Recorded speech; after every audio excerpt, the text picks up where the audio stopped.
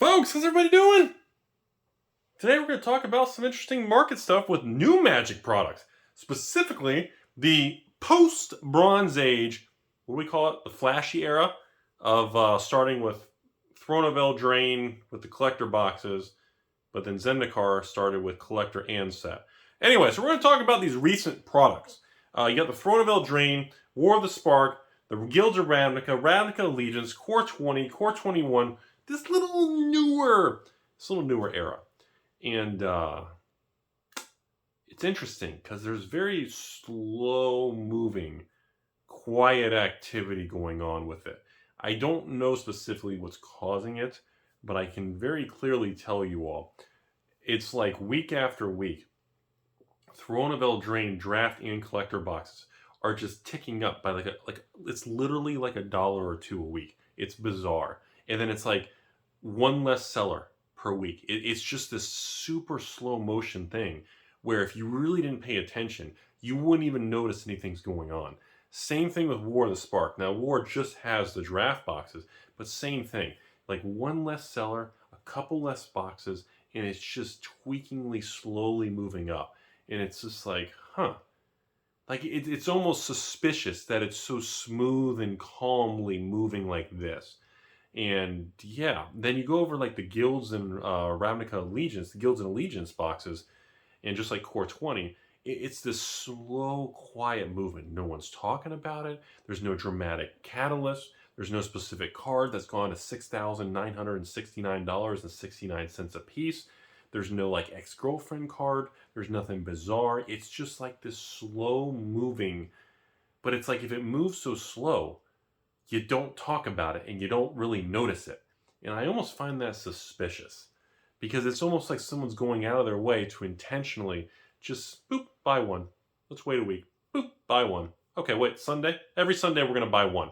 To not cause a very dramatic market movement.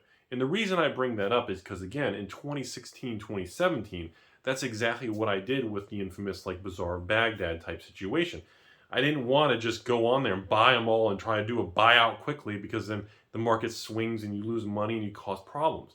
So I was literally buying like one Bazaar of Baghdad every weekend or every Monday morning. I don't remember the exact day. Maybe Sunday night, Monday morning. I bought one every week for like 17 weeks in a row. And then eventually, sometimes I'd buy two a week. I would just slowly did it.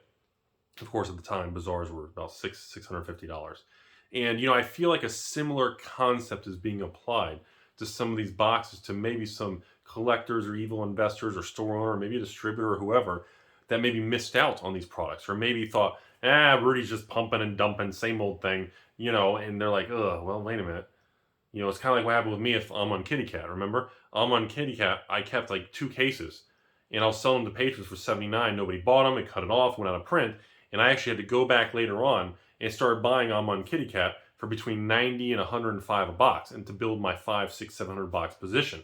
So I actually had to go back later on, and when I started to realize, holy crap, wait a minute, I got it wrong, I screwed up, I didn't keep it, I was bashing the product, but now none of it's sold, nobody's holding it, it's got these bizarre lottery cards, the infamous I'm on Kitty Cat invocations, cards you can't read, and I was like, this is which will never get reprinted because they're just impossible to read, and you know, I was like, whoa, wait, I miscalculated the long game on that product. And I feel like there's some other people out there that miscalculated the long game on Guild, Allegiance, War, and like Throne, Core 19, Core 20, Core 21 range, because it does feel like, based on the purchases, it's not just people buying them to draft on the weekend and have fun with their friends, you know? I don't think they're just buying boxes and getting all their friends and girlfriends over and everyone's playing like strip draft where everyone's stripping and playing mat. I just don't think that's happening. I think it's just someone who missed out and is trying to buy into these products before the price moves to like $150, $200 a box. Now, some of these already did. Like Core 20 really just pushed up. I think that was like $130, $140 plus tax, which puts you over the $150. And some of these sets, even Throne and like, actually even the Theros Ikoria, I haven't brought that up. You know, they are all like, they went from the 80s, 90s, and they sat between 90 and 100 forever. And now they're that 1 to 110 range. And some are starting to push 115, 120. And that's before tax, but including shipping. So you can see the upward pressure. You know, they always stonks go up, you know. Stock prices always want to eventually go up. That's the concept. Stocks always have a natural push going upwards. Everybody wants them to go up, from the government to everybody's best friend, the Federal Reserve. The market wants to go up. That's always the path of least resistance. Of course, there's times of fear and FOMO and craziness, and of course FUD and all this stuff where people just panic sell and there's crashes and it overshoots to the downside. But overall, everything wants to move in a certain direction. And when I see things that are moving too smoothly, it looks too suspicious. Does that make sense? Because the real world doesn't work that way. A stock price every day doesn't go up 1 or 2 cents a day equally over a 10-year horizon. That's not what happened with Tesla stock or Apple stock or even the Dow or the SPXs, the SPYs. The market doesn't move in a smooth line. So when I see a smooth line, it stands out. When I see a box that's, oh look, $102 a box. Oh look, 103. Oh look, 104.50. Oh look, 105. I'm like, after so many weeks, I'm like, wow, that's like really like, it's like a smooth skateboard ramp. It just looks kind of suspicious. It looks sus. It looks suspect, So, but I think, and I've been kind of mentioning this in the last few videos in the last week of all my filmings here, that I'm starting to really shift my negative bearish tone in the last 7 to 14 days. Suddenly the last 2 weeks have felt different. And I've been kind of starting to bring that into the videos more and more. And if it continues in this path, I'm going to really start emphasizing it. I'm not going to sit here and ring the bell, bear market over, everybody buy. It's never that easy, but it's starting to feel different. The people wanting to buy on this little dip, even the revised duals, the market indicator of old cards, revised duals, they went to the moon and then they pulled back dramatically.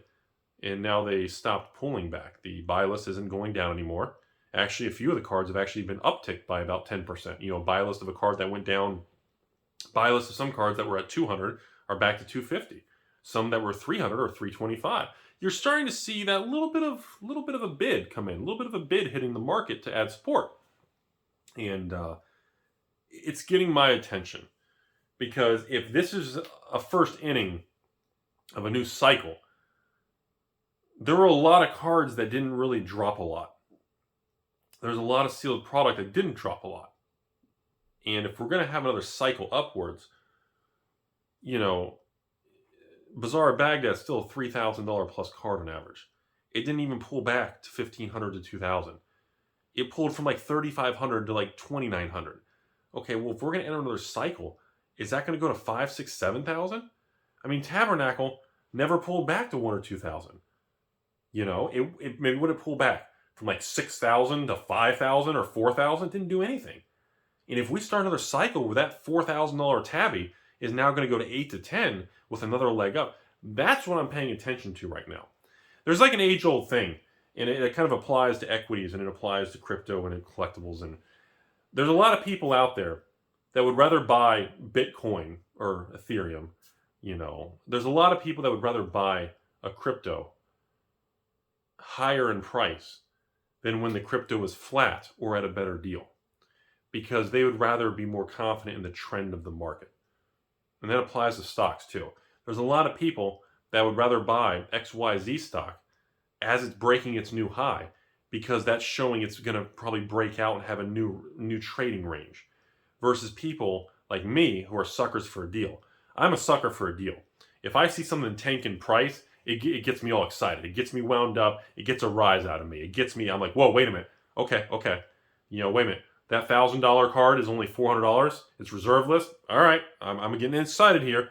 Wait a minute. That sealed box of, I don't know, Weatherlight hit 5,000 and it pulled back to 2,500. Okay, all right, I'm getting excited here. That sealed box of Tempest hit 10,000 and now it's back down to 4,000. All right, okay. You see what I'm getting at? That kind of movement, is what I look for as a value investor. But there's a lot of people that are more trend momentum traders that actually won't buy when it's cheap. They prefer to buy at the higher price because they're more confident in the momentum of the market. And that's a very different animal. And once we start to see the market momentum shift, we could be entering a new phase here. And, my brain is having a hard time understanding what the value of like Power 9, ABU, and 4 Horsemen sets are going to be.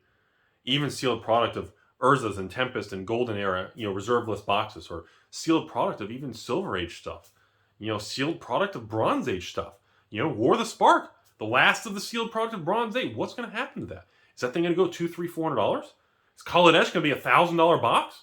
That's what's starting to cross my mind as we start to see that the falling end of the world tone is starting to shift, everybody. I'm not seeing it anymore. I'm not getting as much contacts anymore. I'm starting to see signs of, like I said, instead of a bear market, we're in a purgatory sideways consolidation market, which is usually where the market's starting to find its stability. It's getting its footing. It's starting to get traction again.